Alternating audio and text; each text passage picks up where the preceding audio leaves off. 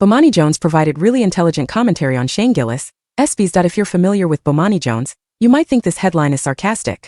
But it's not. On his podcast, Jones delivered some of the most reasonable and insightful commentary about Shane Gillis and the comedian's performance at the ESPY Awards last week. To set the stage, Gillis took aim at everyone. He made fun of liberals, conservatives, Donald Trump, the WNBA, Caitlin Clark, Megan Rapinoe, and many more. It was exactly what comedy should be. No one and nothing was off limits. Of course, the perpetually angry left-wing radicals, especially women, didn't enjoy Gillis' performance. Generally speaking, liberal white women have the worst sense of humor on the planet, so that's no surprise. In fact, if the only people upset by a comedy bit are liberal white women, you probably did a great job. And Gillis did. One might think that Bomani Jones, a radical left-wing pundit, might share Spain's opinions. In a surprise twist, he doesn't. At all. In fact, Jones said that Gillis didn't hit all of his jokes out of the park, but he hit a couple of them to the moon. I completely agree with that assessment. Bomani Jones emerged as a surprising voice of reason. Jones noted that many people might not have thought Gillis' jokes were funny, because they didn't actually understand the jokes. That's true. The Sarah Spain tweet showed that perfectly. Spain wrote that Gillis made a hacky joke about no one knowing WNBA players. Unsurprisingly, the actual joke went over her head. Here's the joke in case you missed it. As Jones astutely pointed out, the joke wasn't that people don't know WNBA players. The joke is that certain people, the type of people who make up the ESPY crowd for example, pretend to know WNBA players because they think it makes them seem hip and cool. There are two reasonable interpretations of that joke, Jones said after commenting that the joke was very funny. Interpretation 1 is that, haha, people don't know WNBA players. I didn't think that was the joke. The joke was on the people who do pretend to know WNBA players because they want to show off. Bingo. Credit to Jones for noting that some people, likely people who align with him politically, tend to be very phony and fake if they think it will earn them social currency. That's who Gillis targeted with that joke.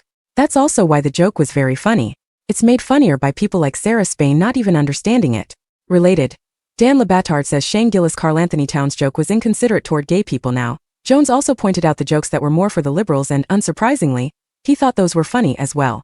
Particularly the joke about Donald Trump staging a UFC fight at the White House, and the one about Juan Soto being an alien. Those jokes, admittedly, are more for the left-leaning crowd, particularly the one about Pence almost dying. However, I thought they were very funny too. The comparison of Adam Silver as an alien like the actual ones from another planet, to Juan Soto as an alien, the illegal kind that Trump is attempting to remove from the country was brilliant. Later on, Jones talked about the ESPY crowd and why they didn't laugh at many of Gillis' jokes. It wasn't because the jokes weren't funny. It was because the people in that room, the Hollywood elite, were so scared to be caught on camera laughing at a joke, and then having to face the speech police on social media. That is a room full of people perfectly aware that somebody is watching them at all times, Jones said.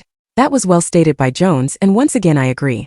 And let me also add that it must be an incredibly sad way to go through life. Imagine being at an event like that and one of the best comedians on the planet is delivering incredible jokes. And you're too scared to laugh. My goodness, what an awful existence that must be. Jones also noted a joke that he thought was a miss by Gillis, and it was a completely apolitical joke. The podcast host commented that Gillis' attempt to recreate the famous Norm Macdonald ESPY joke about O.J. Simpson didn't work. I agree with that point too. The reason the joke didn't work in my opinion is because it no longer actually makes sense. The NCAA revoked Reggie Bush's Heisman Trophy in 2005 after an investigation found that he received improper benefits. Basically, he was paid to play at USC before it was legal to be paid to play at USC. The problem with the joke is that college sports have shown that they will absolutely take awards away from people for reasons other than killing your wife and a waiter. Although the NCAA still hasn't revoked the 2022 NCAA National Championship from Leah Thomas, even though Thomas, a male, won a title in women's swimming. But that's a discussion for another column. I understand that Gillis wanted to pay tribute to Macdonald, who died in 2021, and he was perfectly within his right to do that. But he should have chosen a better joke, one that still works in the current environment.